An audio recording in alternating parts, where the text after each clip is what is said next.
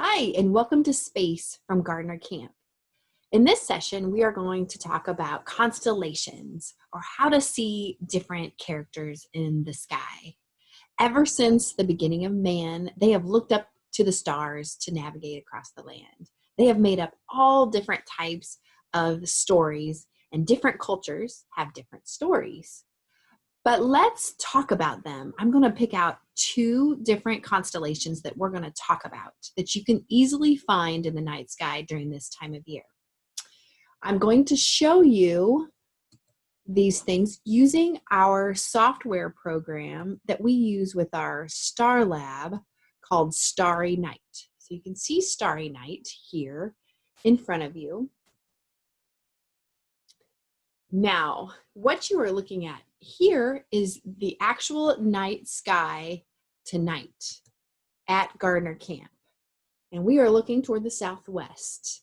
And I want to talk to you about the Big Dipper. Now, a lot of you might have seen the Big Dipper before, but it is actually part of Ursa Major. And Ursa Major is called the Great Bear. So all of the constellations in the sky, there are 88 constellations, have a character associated with it. So let me show you some of these illustrations. Do you see the illustrations, the pictures in the sky?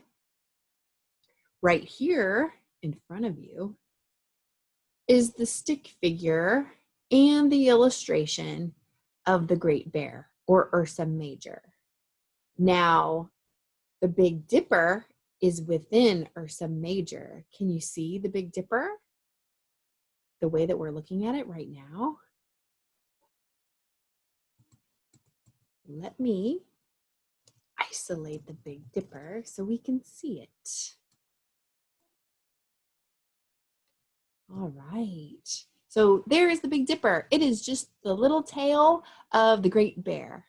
So the Big Dipper is one of the largest and most famous constellations in the sky.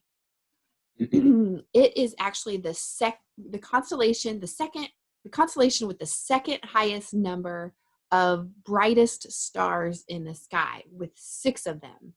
You can see it around 9 o'clock in the sky during this time of year, and it is visible actually 3/4 of the year. So the only time it isn't visible is because it's really low in the horizon, and that's from October and November. It has 7 stars, and 6 of them are some of the brightest stars in the sky. Now, all constellations have boundaries. So astronomers have drawn these boundaries around the constellations to be able to reference other objects that are around the sky. So they might say that, the comet Neowise, as you can see right down here at the bottom of the screen, Neowise is within the constellation Ursa Major in the Big Dipper. So you can see the boundaries right there. I'm going to color them green here so we can see them better. See the green boundaries. So those are the boundaries of Ursa Major. And the comet Neowise down here at the bottom is within Ursa Major. So if an astronomer was talking to you and wanted to explain where the comet Neowise was, they would say, look in the constellation of Ursa Major, and you would be able to find it. So these boundaries are very important to astronomers. But there are a couple cool things within the Big Dipper and Ursa Major that I want you to see. First is called the Cigar Galaxy. So let's zoom to the Cigar Galaxy. So you can see where it's located in this area down here within Ursa Major in the Big Dipper. So let's zoom in on this. The Cigar Galaxy is really an interesting thing for astronomers. Now, did you see that we just flew by another galaxy? These two pairs, or this pair of galaxies, is really close to one another. And astronomers love these two galaxies because they are so different. You can see up here, the cigar galaxy is just a bright light that looks like a long cigar, actually. And then down here, M81 is actually a spiral galaxy. So the cigar galaxy is a spiral galaxy, but it's turned on its side. So all you see is the up and down portions of the cigar galaxy. M81, it's turning on its face, so you can see the spiral in itself. Now, the cigar galaxy over here is actually the brightest galaxy that we can see in the sky. So you'll have to have a telescope, probably, maybe, to see both of these. But the cigar galaxy is the brightest galaxy that you can see in the sky. Now, I also want to show you another cool object that is within Ursa Major, and that is called the Owl Nebula. And a nebula is just a cluster of stars or a cluster of planets or objects that have dust and all kinds of particles around it. So it looks like a fuzzy star, actually, with the naked eye. So let's go to the Owl Nebula. You can see it's at the in the pan of the Big Dipper. So let's zoom in on this. So the Owl Nebula is really interesting to astronomers because it has these two dark spots. And astronomers have named this the Owl Nebula because those look like two owl eyes. And you can kind of see this cluster, just kind of like a dusting effect around the outside of it. So that's the Owl Nebula. Now the Big Dipper can be used to navigate the night sky. So it's really easy to find the Big Dipper in the night sky, but you can use it to find the North Star. You can use it to find Arcturus, which is a bright star. You can use it to find all different kinds of other things. So let's take these boundaries away, and I want to show you how we can find Polaris, or the North Star, using the Big Dipper. So this is the handle of the Big Dipper. This is the pan. The bottom two parts of the pan point straight to Polaris. And Polaris is within the Little Dipper. You can see here Ursa Minor, or the Little Bear. This is the Little Dipper. So Polaris is at the very end.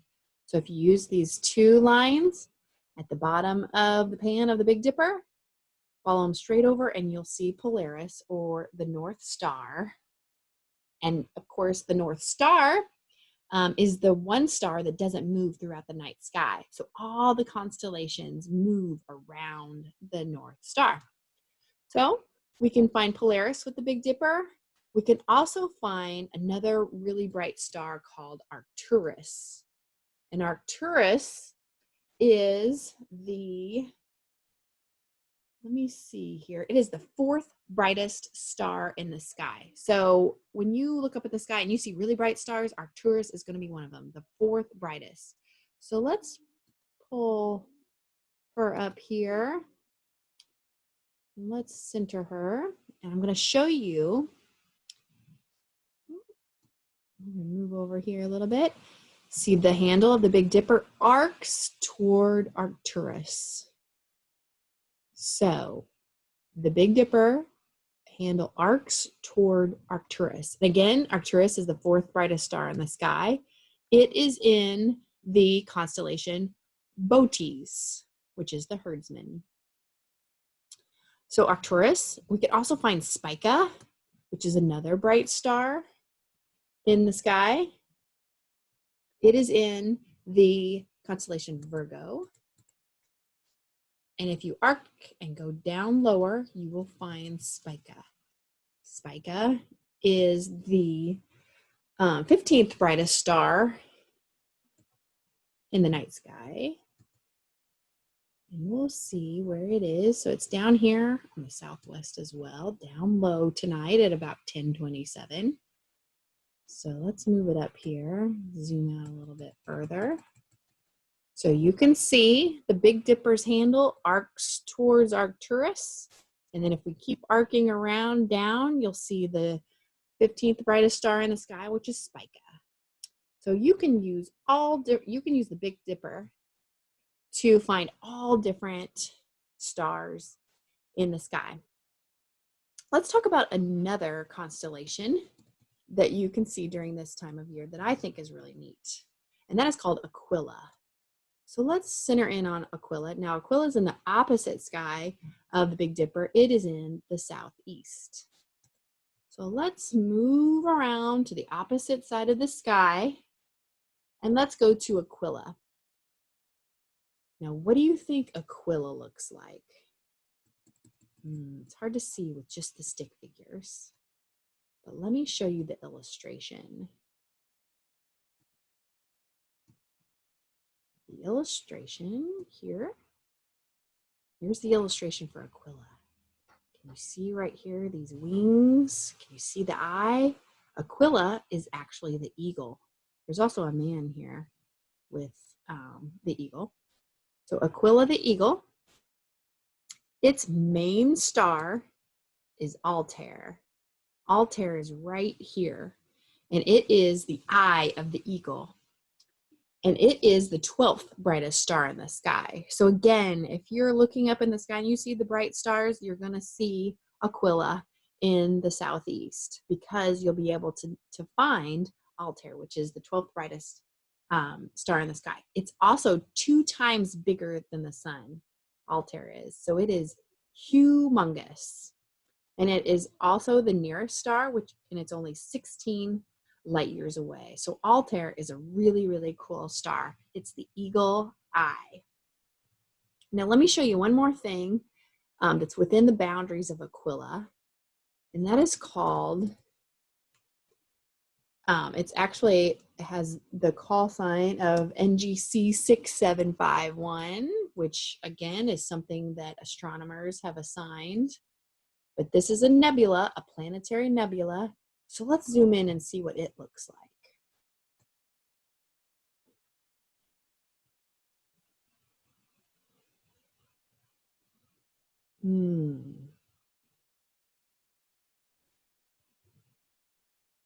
Well, it looks like a whole lot of nothing, doesn't it? Well, this is actually the glowing eye nebula. And the cool thing about the glowing eye nebula is that the Hubble Space Telescope has taken pictures of the glowing eye nebula. Now, we can't take pictures of this, and Starry and I can't even show it here, but I want to show you a picture of what the Hubble telescope has taken. And this shows you why it's called the glowing eye, because you can see the rim around the outside, and that kind of looks like a dark pupil in the middle. That is why they named it the glowing eye. Isn't that neat? So let's go back to Starry Night. And let's zoom back out